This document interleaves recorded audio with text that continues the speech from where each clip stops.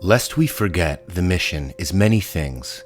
It is a monumental work of art by a talented artist of more than 90 years of age. It is a personal tribute to the artist's fallen comrades.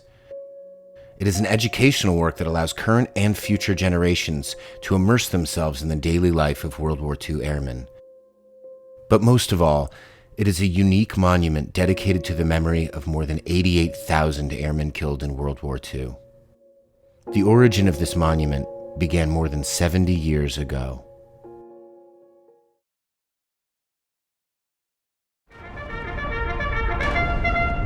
Frederick Arnold was 19 years old when Pearl Harbor was attacked. I had never given a thought to the military. Being an artist, you can imagine. But within 3 months of Pearl Harbor, I was in the Army Air Corps and signed on to be a pilot, to be a fighter pilot. Boys with little or no experience were put into P-38s, one of the most powerful fighters on the planet. Many washed out or were killed in training. As one of a group of 14 who made it, Second Lieutenant Arnold was sent to North Africa, where the newly minted Americans faced seasoned German fighter pilots and vast Axis air superiority. The fatalities were horrific. 6 months later, all but 2 were dead. 12 of our buddies were gone. So Jim Hagenbeck, the other survivor, and I made a solemn vow. The last man standing will undertake to honor those 12 who were killed. It was more than 30 years after the war, and Jim Hagenbeck, the other survivor, was dying.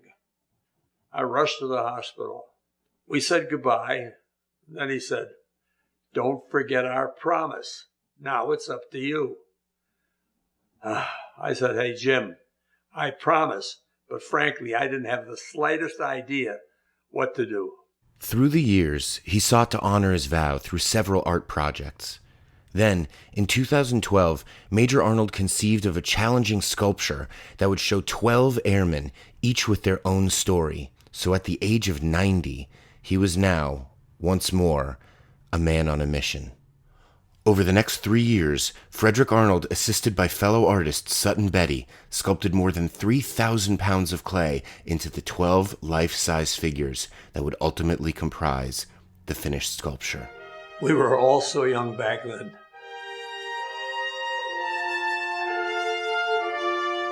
For me, it's about remembering those who were lost, those young soldiers who never had the chance to grow up, to raise a family, and to live. It's the human cost that needs to be remembered and honored, lest we forget their courage and sacrifice. I am the last man, and I made a vow, lest we forget.